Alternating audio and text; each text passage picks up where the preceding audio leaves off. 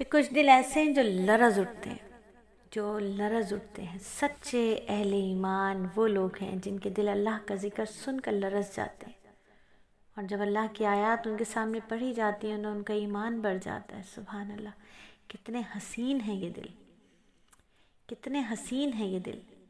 کیا سچے اہل ایمان ہیں۔ جب اللہ کا ذکر سنتے ہیں تو لرز اٹھتے ہیں کہ اللہ ناراض نہ ہو جائے،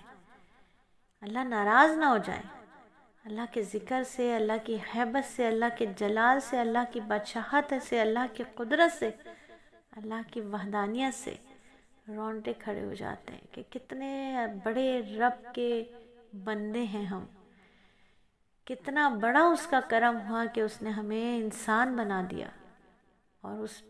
اس کرم سے بھی بڑھ کر جو کرم ہوا وہ یہ کہ امت محمدیہ کا حصہ بنا دیا، اپنا کلام ہماری زبان پر جاری کروا دیا، اپنے نبی کی محبت ہمارے دلوں میں ڈال دی۔ کتنا رحم ہے اس مالک کا کہ اس نے ہمیں چن لیا، اس امت میں پیدا فرما دیا،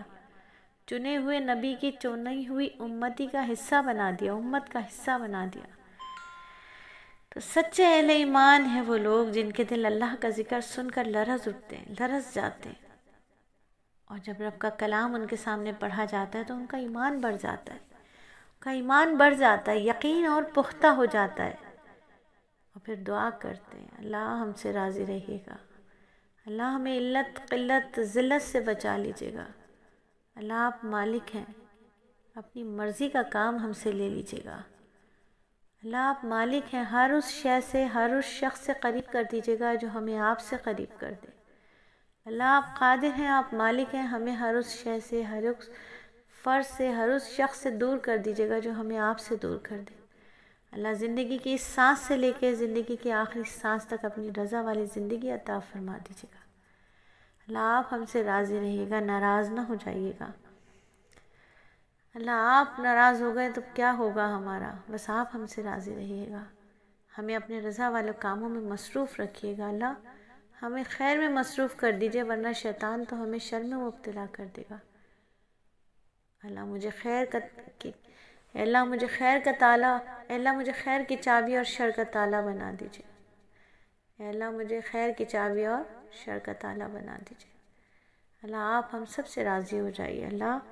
ہمیں سچا ایمان عطا فرما دیجئے، وہ قلب عطا فرما دیجئے جو آپ کے ذکر کو سن کر لرز جائے، اللہ ہمیں وہ قلب عطا فرما دیجئے جو آپ کا ذکر سن کر لرز جائے، اور جب آپ کی آیات پڑھی جائیں تو ہمارا ایمان بڑھ جائے، اللہ آپ ہم سے راضی ہو جائیے، یہی تو ہے وہ لرز اٹھنے والا دل رکھنے والے لوگ، اللہ ہمیں ایسے ہی لوگوں میں شامل فرما لیجئے جو آپ کے کلام کو سنتے ہیں اور آپ کی رضا کے لیے اس پر بہترین اخلاص والا عمل کرنے کی کوشش کرتے ہیں، اللہ آپ ہم سے راضی رہیے۔